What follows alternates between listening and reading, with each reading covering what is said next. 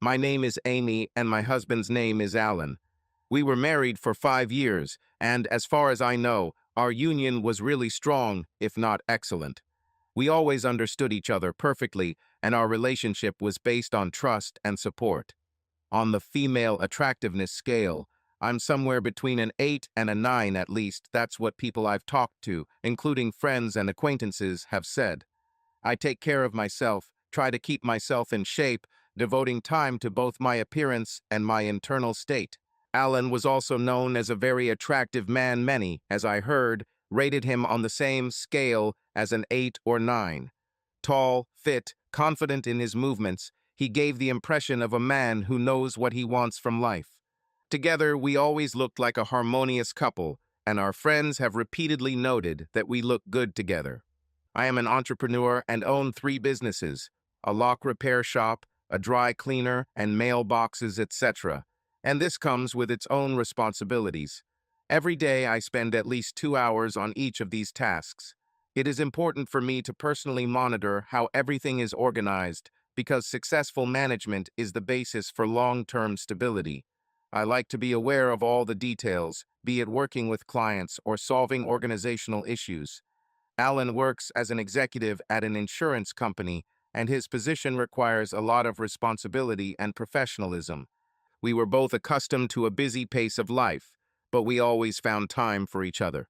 I exercise a little, maybe run, bike, or swim 3 times a week, but I've been doing Kegel exercises every day since I read an article by a doctor at the Mayo Clinic about their benefits for sexual health.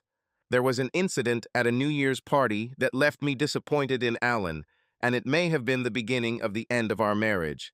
There were 2 people at that party worth paying attention to. One of them is a bachelor named Brian, who is a 10 on the masculine attractiveness scale. He is the most handsome man I have ever seen, and yet he seems to have a friendly and noble character. Alan and I have many mutual friends or acquaintances with Brian, and he works in a field related to my husband's business, so we sometimes see each other at various events. For some reason, Alan despises Brian ever since at a charity event Brian allegedly paid too much attention to me, although we had never kissed and only danced one slow dance and at a decent distance from each other. The second person at the New Year's party is a friend of ours named Joan, who is recently divorced. She is between a 9 and a 10 on the feminine attractiveness scale, thanks in part to her huge breasts. She flirted with Alan most of the evening. I blatantly interfered in their conversations, approaching them and constantly asking, "Where is your date, Joan?" She didn't react at all, as if she didn't notice that it was annoying me, or she just pretended that she didn't understand. Alan behaved the same way. When I asked her, she would look around and say, "Oh, Jack is around here somewhere," and I would stay close until they parted. It wasn't more than 5 minutes after Alan and I kissed as the chimes struck, and I was talking to someone else, when Joan walked up and gave Alan an all too familiar Happy New Year kiss. When Joan walked away, I walked over to Alan. "What was that?" I asked. "Oh, it doesn't mean anything, just an innocent kiss at a fun party," he replied without apology. And the attempt to touch her. "Yes, I didn't try, I just accidentally caught her. So you don't mind if I kiss other men and touch them like that?" "Relax, it's all within the bounds of decency," he said in a tone that I didn't like at all. I looked at him for a few seconds and then noticed that Brian was only a few steps away. I approached him with a wide smile on my face and, loudly so that Alan could hear, said, "Hey Brian, great party, right? Happy New Year." With these words, I pulled him by the tie and kissed him passionately, while lightly but noticeably touching him. He didn't resist, on the contrary. When I pulled away, I said, "Have a good year." Brian muttered, "You too, the year is off to a great start." Then I walked past the stunned Alan and said, "I'm going to get my coat and leave. Are you coming with me, or will Joan take you?" I had the car keys because Alan often gets drunk at these parties, and I never get drunk because I never drink more than one cocktail. "What does it mean?" he grumbled. I didn't answer. I just took my coat out of the closet at the entrance, thanked the hostess, and said that I had work to do early tomorrow morning, so I couldn't stay, and left. By the time I got to the car, Alan had caught up with me. "What's going on with you, and why did you kiss that idiot?" "I'm fine, and I didn't do anything that you wouldn't do. So if you want to complain, look at yourself in the mirror." We bickered for another mile or so. Then there was silence in the car. When we got home, Alan's mood changed. "I want to start the new year right without quarreling. If there is anything else that needs to be discussed, let's do it tomorrow. You just want to ignore." I started, but stopped there. Alan knew what buttons to press to calm me down. We had sex. Although I was happy with how this New Year's Eve ended, deep down I continued to feel something like resentment or disbelief about the situation with Alan and Joan. Not one to let emotions boil inside, the next day, as I served Alan breakfast with a smile, I said, "I really enjoyed last night, stud. But that doesn't mean I'm happy with that kiss and grab with Joan. I don't want this to happen again. It will make me so damn angry." He looked a little depressed at first, but quickly recovered. "You're already so damn hot," he said, pulling me towards him and kissing me. "You don't have to worry, beauty," he laughed, continuing to eat his sausage casserole. Things went pretty smoothly for the next 3 weeks. At least Joan didn't call home and Alan never mentioned her. However, in an unexpected turn, Brian called me at work 3 times, inviting me for a drink. This surprised me because I never thought that such a handsome man like Brian would show special attention to me because he always dates gorgeous girls. Maybe I kiss or touch better than I thought, or my body in someone's hands is more pleasant than I imagined, flashed through my head. But on the third call, I finally turned him off. "Sorry, Brian, I know a player like you wants to turn a drinking session into a trip to bed, and if I weren't married, I'd be happy to try. But I'm married and take my marriage vows seriously, so I have to refuse. There is no hope that I will change my mind and have a drink with you. What about that plasma kiss and touch on New Year's Eve?" He grinned. "I only did it in response to Alan kissing and grabbing that bitch Joan. I'm sorry I used you, but I knew that if I kissed such a handsome man like you, it would convey my message to Alan. You don't love Joan, do you?" He laughed. "No. Do you know her well?" After a few seconds of laughter, he replied, "Yes, I have known her in the biblical sense since her divorce was finalized. But she doesn't know how to kiss like you." "That's how it is," I said. I knew that both Joan and Brian, being avid gamblers, changed partners frequently, but I didn't know that they had hooked up after her recent divorce. "Yes, exactly. Do you know that she recently moved?" he asked. No, to be honest, I didn't know. "Yes, she moved to a city about 100 miles from here." This brought a smile to my face. "So I guess I can't use you as a distraction for Alan to make out with her anymore, huh?" "It doesn't bother me to use it like that," he laughed, "as long as you remember to call if you change your mind about the drink or anything else. If I get divorced, you'll be the first to know." I laughed in response and ended the call. I was surprised by how positive this conversation with Brian was for me. I was in a good mood for the rest of the day. This winter, the cold seemed especially piercing, and the days seemed endlessly gray and dull. Every morning began with me looking out the window at a monotonous landscape, where an icy wind swirled snowflakes, and everything around resembled a picture of eternal cold. I missed the sun, warmth, and bright colors that could dilute this prolonged winter silence. These days became more depressing than I would like, and I felt that something urgently needed to change. I decided that Alan and I simply needed a vacation somewhere warm to escape this winter monochrome and feel the joy of life again. As always, when we planned trips, the entire organization fell on my shoulders. I liked this activity. I enjoyed choosing hotels, thinking through routes, and looking for interesting places to visit. This time, I also got down to business with enthusiasm, already anticipating how we would walk along sun-drenched beaches or enjoy the aromas of exotic cuisine on the evening terraces. The only thing I could do was check Alan's schedule to find suitable dates.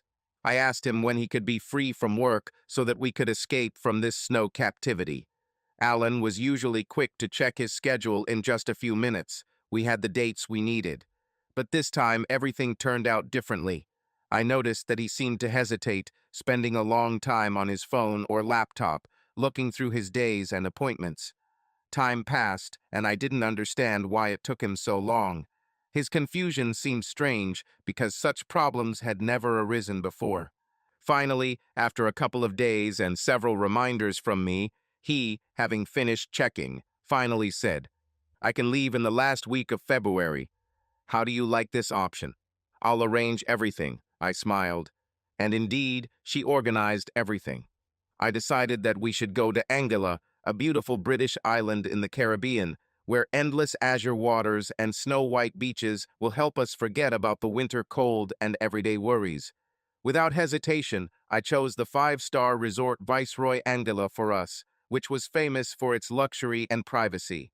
It promised to be the perfect getaway, with spacious villas overlooking the ocean, marble pools, relaxing spa treatments, and top-notch restaurants where you could enjoy gourmet meals while listening to the sound of the surf.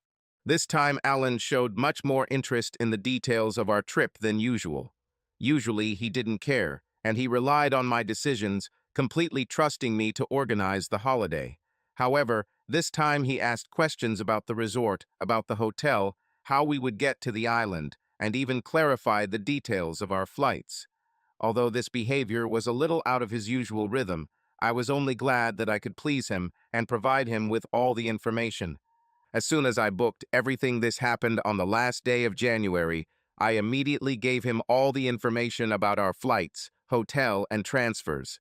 Not wanting to leave anything to chance, I made sure in advance that both of our passports were in perfect order. This was especially important because without them, we would not have been able to enter Anguilla and, of course, return back to the USA. I also checked the visa requirements, although I knew that traveling to the British Isles, if you are a US citizen, is not particularly difficult. Everything was thought out to the smallest detail. We just had to wait for the day of departure and enjoy a well-deserved rest. I bought a new bikini and a couple of warm weather outfits and showed them to Alan. He obviously liked them. At least when I showed him the bikini, he had sex with me. Lying next to him after this, breathing heavily, he said, "I hope you don't think you'll wear this thing in a crowded place. I'll have to fight off the guys." "I'll only look at you," I giggled. The flight to Anguilla went smoothly, although Alan acted a little too lovingly. We checked into our luxurious room, which turned out to be even better than I imagined. The spacious terrace overlooked the endless ocean, where the sun gilded the waves, and everything in this place exudes luxury and tranquility. After a quick unpacking, we decided to take a short walk along the beach before dinner. The sand was soft, and the warm evening breeze caressed my skin, all of which filled me with a feeling of serenity. We walked barefoot along the water's edge, enjoying the moment as the last rays of the sun disappeared over the horizon. After dinner, which consisted of the freshest seafood and local delicacies, we danced a little. The music coming from the bar was quiet but rhythmic, and to its melodic sounds we circled in the open area, feeling each other and this indescribable spirit of the Caribbean nights. Back in the room, the night ended with passionate, pleasurable sex, which seemed like a natural continuation of that relaxed, sensual evening. We fell asleep tired but happy, listening to the rustling of the ocean waves outside the window. The next day, we decided to spend time at the beach and pool, and it was exactly what I needed. The warm sun and soft breeze completely energized me. I felt renewed, as if all my worries were far behind me in another world. My bikini attracted a lot of attention, which I noticed from the looks of people passing by. Lying on a sun lounger, I was pleased to feel these fleeting glances, which only added to my self-confidence. However, in the afternoon of the second day, something caught my attention. I noticed a woman at the other end of the pool who seemed to be surrounded by men. They seemed to surround her on all sides. Their attention was completely riveted on her. From a distance, I couldn't see her well, but I felt some strange tension. The situation interested me, and I found myself increasingly glancing in her direction, trying to understand what exactly attracted such attention to her. "This bitch looks like Joan," I muttered, but quickly dismissed the thought. Alan disappeared for about an hour and a half in the afternoon. When he returned, he had a booklet with information about jet skiing and snorkeling trips. Although he showed interest, I was more interested in continuing to sunbathe and swim. That night, he refused sex, saying he was tired of the sun. On the third day, we went on a tour in the morning, and it was pleasant, except for one thing. When we returned, I went into the hotel first. Alan lingered, talking with the receptionist. I was pretty sure I saw the same woman who looked like Joan in the lobby. I wanted to come closer and look at her, but a group of tourists passed by, and when they left, the woman was no longer there. She left through the main entrance. I walked up to the front desk, checked for messages, and headed out to look for Alan. At that moment, he walked in with a big smile on his face. "Why are you smiling so much?" I asked. "Oh, well, the receptionist just told me a dirty joke." He hesitated. "Let's go to the pool." We relaxed by the pool, read, and chatted with other guests. I had a great time, this time in a one-piece swimsuit, as the attention my bikini had gotten the day before had left me a little embarrassed. Around 4 o'clock in the afternoon, I noticed activity at the opposite end of the pool where the same woman seemed to be, so I decided to swim and check it out. "Would you like me to bring you a drink?" Alan asked when I told him I was going swimming. "Of course," I answered. "I'd like a pina colada, please." "That's exactly what I'll bring," he smiled, rising from the lounge chair and heading towards the bar. In order not to attract too much attention, I first swam a few laps in one part of the huge pool, then splashed a little under the waterfall and slowly swam towards the same woman. I had just swam to the end of the pool when I saw how slender buttocks in a barely noticeable bikini, the smallest I had ever seen, were moving away from the pool, and the gazes of many men were directed in the same direction. Since I wasn't familiar enough with Joan's appearance to recognize her from the rear view, I dismissed the thought again. When I returned from my swim, my drink was already waiting for me. I drank about half of it when I suddenly felt a little weird.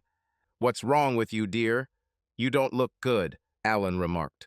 "I don't know, maybe it's from the sun," I answered, feeling my head getting heavier. "Let's go upstairs and relax before dinner," he said, collecting our things and putting them in his bag.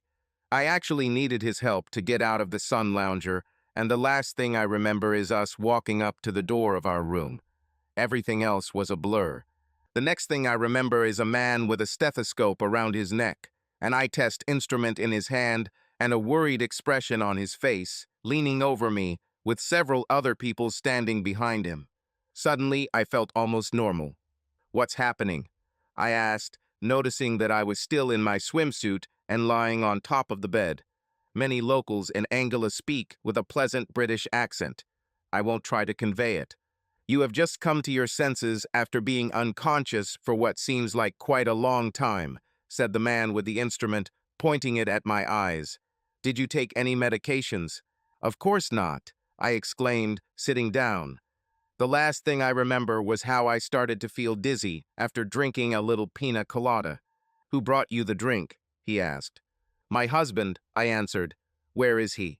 "When the maid came for evening cleaning around 8 in the evening, you were found here alone. You didn't answer the knock, so she assumed the number was empty. When she saw you, you seemed strange to her, and she called me. I'm Dr. Dutra, the staff physician at the Viceroy Hotel." "Why did I come to my senses? What did you give me?" I asked, not understanding what was happening. "Although I can't be completely sure, I think something slipped into your drink. They gave you enough to knock you unconscious for 12 hours. However, its effects are easily counteracted, and since you recovered within 3 minutes of the injection, I'm pretty sure that's what you were given." I tried to digest what he was saying because it meant that Alan had slipped something into my cocktail. But why would he do this? "Please come to my office. I will check you again, and you can eat," Dr. Dutra said. "Okay," I answered.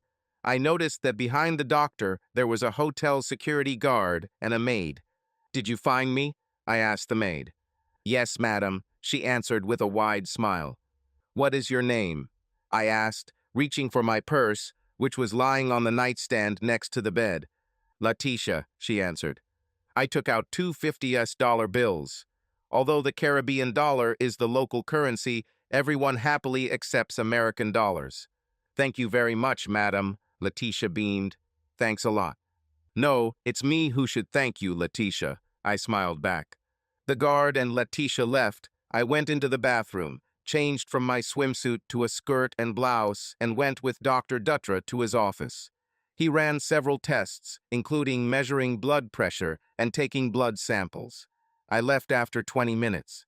After a quick snack at the restaurant, I returned to our room, still trying to process what had happened. No matter how many scenarios I played out in my head, there was only one logical explanation. Alan really did put something on me. But why does he need this? I noticed that one of his drawers was slightly open. It contained his wallet, passport, and even his phone. I took the phone and turned it on. Alan had no idea that I knew his password. It was the name of his first pet, which he used everywhere, despite security warnings.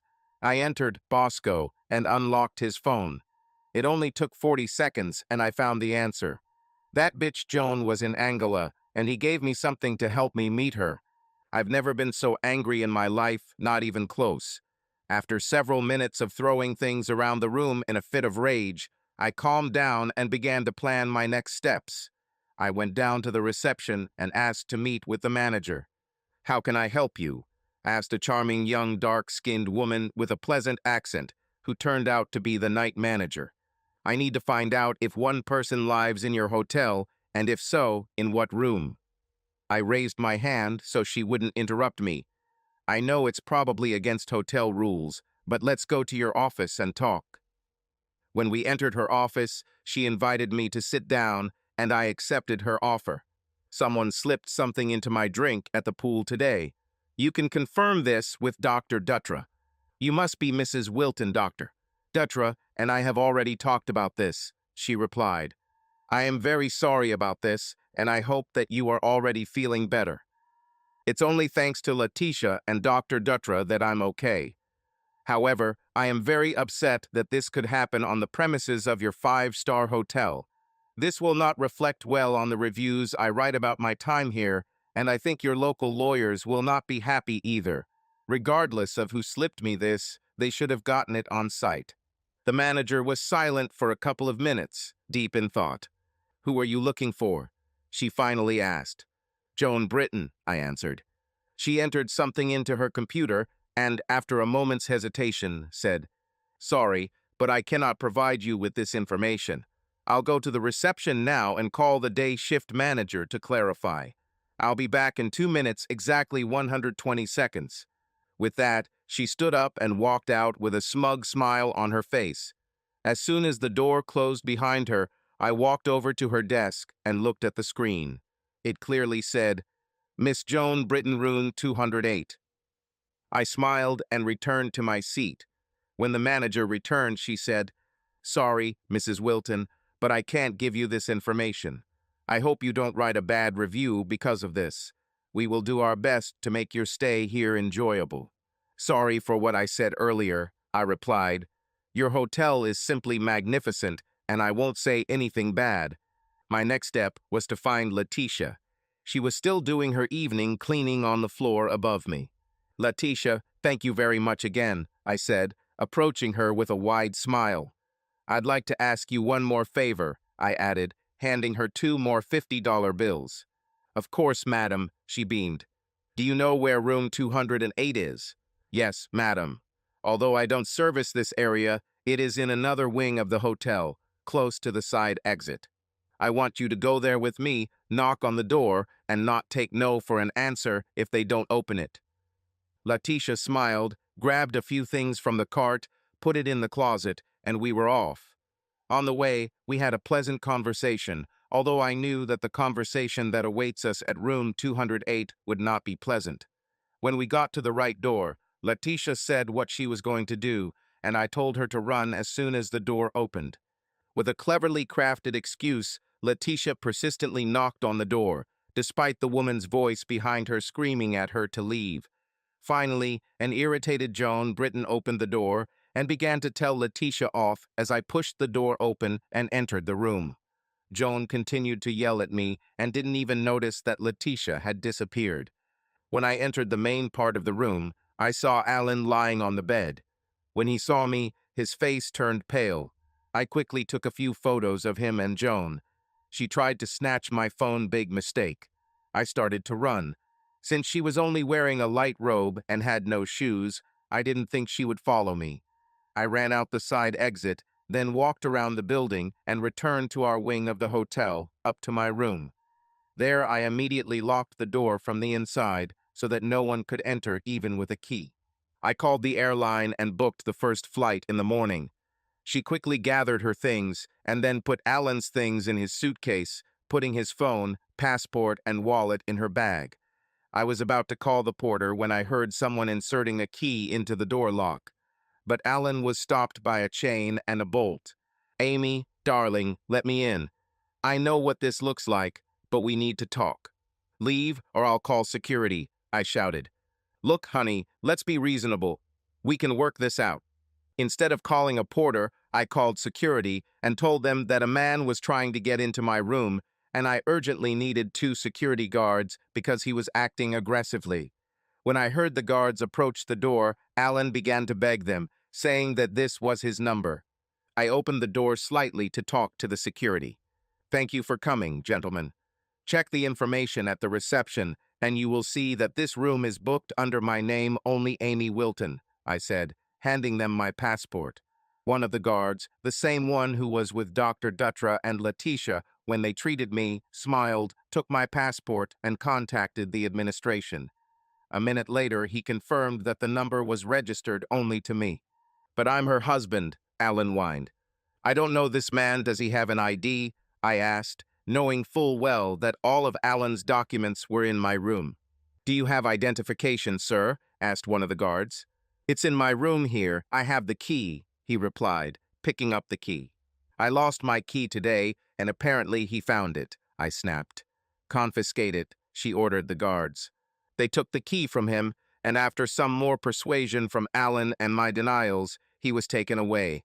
Before that happened, I grabbed the senior guard's hand, mouthed, "Thank you," and slipped him 2 $50 bills. I was so glad I brought $1,000 in cash on this trip. An hour later, I left the hotel, having first made sure that the locks in my room would be changed. The porter delivered my things to a taxi, which took me to another hotel right next to the airport, and Alan's things had to be packed and sent to his parents. It was expensive, but worth it. The reception staff and porter were very pleased with the generous tip I gave them from Alan's wallet. From the new number, I called the credit card companies that Alan and I held together, as well as the card that was in his name, and stated that the cards were stolen in case Alan remembered any of their numbers, which was unlikely, but why risk it? I still had one card in my name with a high credit limit. The first thing I did when I returned to the United States was destroy Alan's passport, driver's license, credit cards, and every other card I found in his wallet, and smash his phone after I copied his correspondence with Joan. I figured it would take Alan at least 3 days to return to the U.S. without documents or credit cards, but I had a lot to do. I removed all the furniture that belonged to me from our house that was 90% of all the furniture and put it in storage, leaving only a few items needed for the small apartment I rented. I installed discrete video cameras in several places in the house and replaced my 2 favorite things, a pair of antique Tiffany lamps, one worth about $40,000 and the other about $3,000, with replicas I left around the house. The locks were changed by an employee of my lock manufacturing company. Using a burner phone, I called Joan's second ex-husband, Tom Britton, whom I had met maybe 6 times over the years. I asked him to meet me for dinner. "I want to talk to you about Joan," I said. "This cheater," was his immediate answer. "Why do you need to talk about this woman of easy virtue?" "I want to find a way to humiliate her," I answered. "When and where?" he chuckled. The next evening, I met Tom for dinner. He turned out to be a treasure trove of information. After getting everything I could out of him, I asked him directly, what would really upset her, but without me having to use force and end up in jail. Tom grinned. "I can't guarantee you won't go to jail, but she has 4 things that she got in her divorce that she really values. 2 of them are really hers, and she stole 2 from me, lying about 3 boxes, and she considers them her trophies of victory." "Maybe I can give them back to you," I laughed. The next day, Tom sent me photographs of these 4 items via courier. These were a Faberge egg, a diamond bracelet, a bronze pacifier, and a pair of gold antique cufflinks. I verified through the bitch's office that she was still on vacation, and around 10 in the morning, I gave my most trusted employee the photographs that Tom Britton had sent me, as well as Joan's address. He drove into the warehouse where we were installing locks for all sorts of interior and exterior doors and walked out the back door into the car I had set up for him so that his truck would always be clearly visible to the security camera in front of the building. By 3 o'clock in the afternoon, he returned with these 4 items. We destroyed the photographs, as well as the latex gloves and shoe covers he wore in Joan's apartment. I called Tom from a burner phone and agreed to meet him at the bank where his safe deposit box was located. All items were wiped down to remove DNA and fingerprints and packaged in opaque plastic bags. Tom was as happy as a child when I handed them to him right in front of the bank. I told him, "Don't ever contact me again, only if there is an emergency, via burner phone and call my office. We don't know each other." "Who are you?" he joked before disappearing into the bank to place the sacred objects in his safety deposit box, giggling like an excited chicken. Alan didn't take it well being locked out of the house and missing furniture when he returned to the US 5 days after I left him in Angola. Hidden cameras in our house captured him breaking a window to get in, swearing as he walked through the house, and using a baseball bat to break my fake Tiffany lamps. When he returned to work the next morning, a bailiff was waiting for him with my divorce papers. His call from the office to my mobile was not pleasant. "What the hell is going on, Amy? Are you trying to ruin my fucking life?" he yelled. "Actually, Alan, I'm trying to improve your fucking life by letting you sleep with whoever you want, although that didn't stop you when we were married." "What the hell is this, taking my passport, wallet, and phone and leaving me in Angola? You will pay for all the troubles and expenses I incurred to return to the USA. "I have no idea what you're talking about. Did someone steal your documents?" I replied, trying not to sound too smug. "And why couldn't your mistress Joan help you?" At that last snarky remark, I couldn't help but let out a smug grin. After more curses and insults from him, I said, "Listen, asshole, do yourself a favor and just sign the divorce papers as is. And by the way, I'm going to pick up my Tiffany lamps sometime this weekend. I don't know how they ended up forgotten when I took out the rest of the furniture." "Someone broke them," he chuckled. "Possibly the same person who stole my documents in Angola." The difference, of course, was that I had a video captured of the moment when he was breaking my valuables, and he could not prove anything about me and my actions with his passport, wallet, and phone. Although I got sweet, if not excessive, revenge on Alan, and that bitch Joan, I didn't feel good. I couldn't believe how much Alan's betrayal hurt my self-esteem. I knew I wasn't the sexiest woman in the world, but I thought Alan thought I was great both in and out of bed. Now I felt shameless and vulnerable. Despite the petty mischief of Alan and his lawyer, the divorce proceedings proceeded as smoothly as possible, especially after he was caught lying about broken Tiffany lamps during his interrogation. The signing of the separation agreement by the judge, 2 months after filing the papers, was an important event for me because for a long time I did not dare to sleep with someone else, fearing that it might somehow negatively affect the case. Once the agreement was signed by the court, this was no longer an issue, and despite my lack of self-confidence, I knew I needed to get back on track. On Monday, when the court approved the separation agreement, I was thinking about possible candidates for sex, and then Brian's name came to mind. However, I immediately dismissed the thought, not believing that he seriously wanted to sleep with me, given the women he usually dated, all of them were younger and more attractive than me.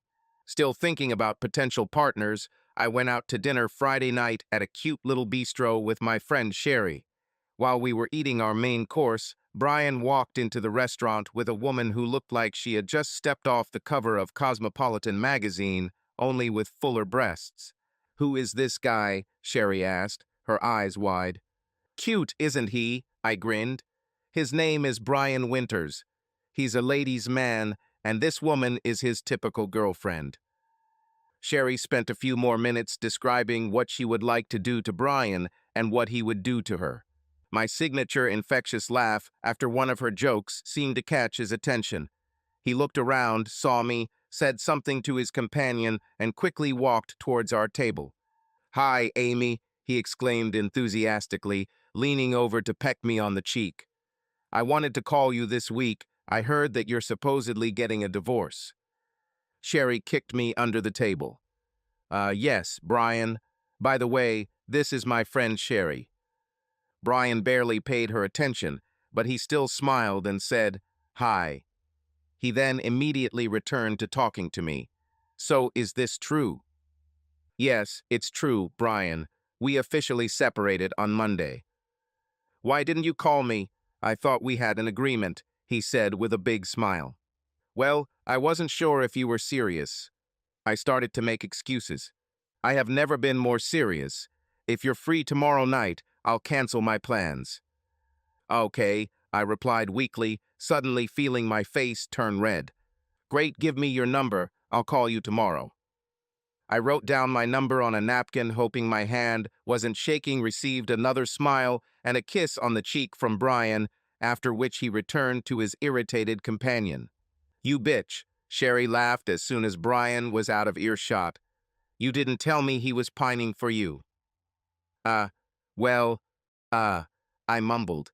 "I'm not sure he really wants anything." "I'll tell you, he wants to. I can tell by his gestures and the way he looked at you while you were writing down your number." We changed the subject, finished dinner before Brian and his still irritated companion were served the main course, and left. "You're a lucky bitch," were Sherry's last words to me. I could barely sleep that night, thinking about tomorrow night, hoping I wouldn't be disappointed. When Brian called at 9 the next morning, I decided that I was unlikely to be unsatisfied. "Hey, Brian, you're up early this Saturday morning," I said cheerfully when I saw his name on the caller ID. "I was thinking about you," he chuckled. "You're lying," I giggled in response. "You were too busy with your big-breasted date to think about me." "After seeing me at your table, she wasn't particularly warm and fuzzy last night," Brian laughed. "Sorry," I replied. "It's okay, she was too artificial, but you are alive, real. So what about tonight? Where should we go for a drink?" "Ah, well, I was thinking, do you have wine at home?" I asked uncertainty. "Ah, of course. Do you want to meet at my place?" "Yes, I want to. What time should I arrive?" "How about right now?" he answered enthusiastically. No, tonight," I laughed. "How about 6:30? "Agreed. Do you have my address and directions?" I devoted the rest of the day to myself. I felt so worthless and inadequate after Alan's betrayal that I needed something to cheer myself up. A day at the spa, where I received a deep massage, a sugar foot scrub, a 90-minute full-body massage, and a facial, greatly lifted my spirits. After I showered, I was ready for my evening of hope to feel sexy and confident again. I saw no reason to wear makeup other than light lipstick and eyeshadow, and I certainly saw no reason to wear anything other than a light dress.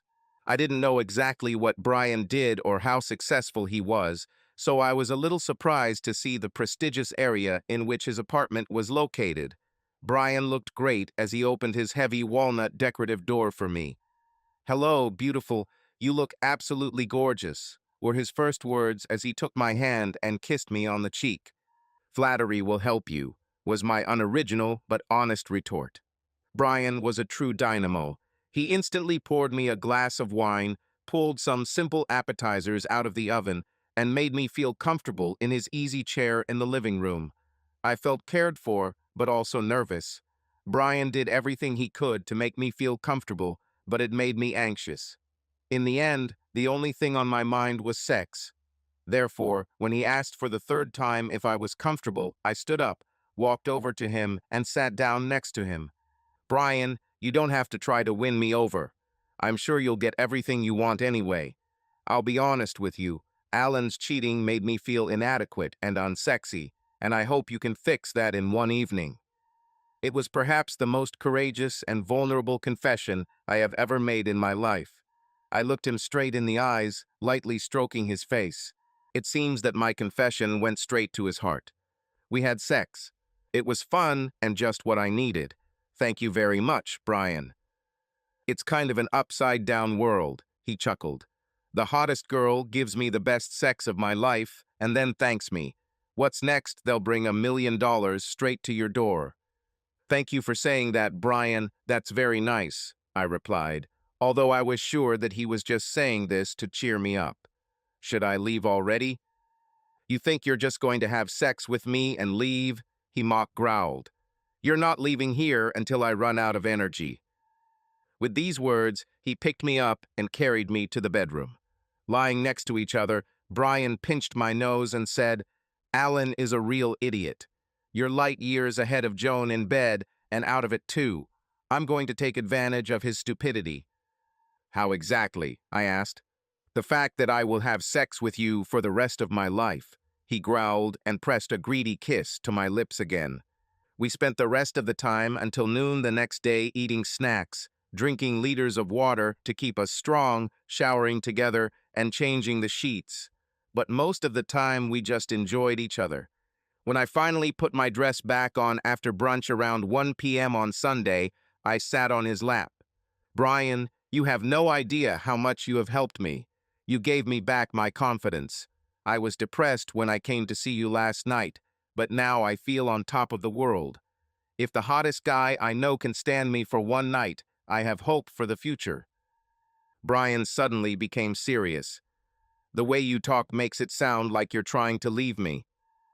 No, I, don't want to, I muttered. It's just that you're dating girls who are clearly hotter than me, and I know you're a player, and I don't want you to think. Brian put his hand on my mouth. I was a player because I had never met the right woman. The probability that you are the one is 99%. I know you've been living in an apartment since you broke up with that idiot. Move in with me, I want to be with you, only with you. I was beyond stunned. I was shocked, appalled, and amazed. When I looked into his eyes, I couldn't understand their expression. You can't be serious, I finally blurted out. Why?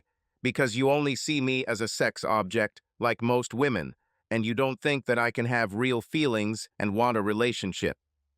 No, Brian, you're just much sexier and more beautiful than me. First of all, I don't think so.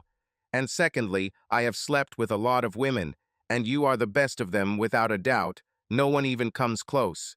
So even if you don't believe I have real feelings for you, at least keep having sex with me, and the best way to do that is to move in with me.